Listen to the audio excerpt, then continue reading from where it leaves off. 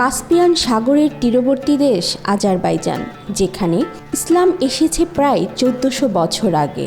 শতাব্দীর পর শতাব্দী ধরে নানা রাজনৈতিক পরিবর্তন হলেও আজেরি মুসলমানদের রমজানের প্রতি অটুট ভালোবাসা রয়ে গেছে।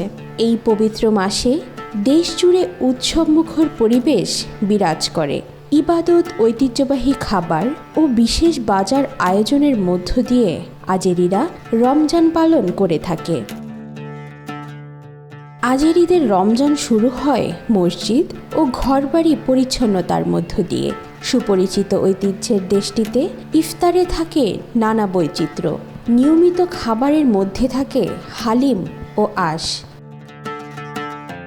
পুদিনা, মৌরি, দারুচিনি স্বাদযুক্ত লতাপাতা কিংবা বাঁধাকপির পাতায় মোড়ানো ভেড়ার কিমা ও ভাতের দোলমা ইফতারের জনপ্রিয় একটি আইটেম।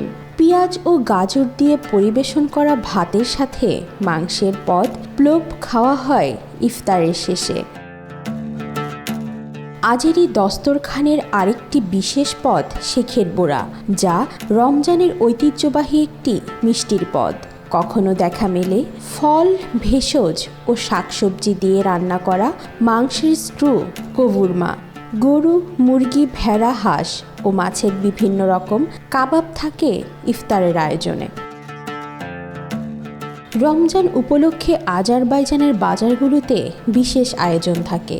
রাজধানী বাকু, গাঞ্জা ও সাকি শহরের বাজারগুলোতে খেজুর, বাদাম, মধু, মশলা, দুধ, মাংস, শুকনো ফল ও রমজানের ঐতিহ্যবাহী মিষ্টির চাহিদা থাকে তুঙ্গে।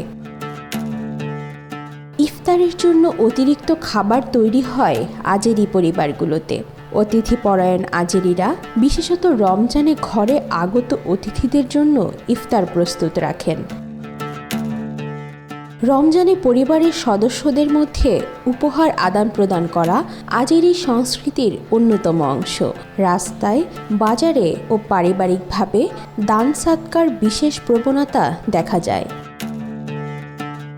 মসজিদগুলোতে থাকে বিশেষ তারাবির নামাজের ব্যবস্থা। আজেরি মুসলমানরা ধর্ম পালনের নানা বাধা বিপত্তির মধ্যেও আল্লাহর আনুগত্য প্রকাশে আন্তরিক চেষ্টা করেন।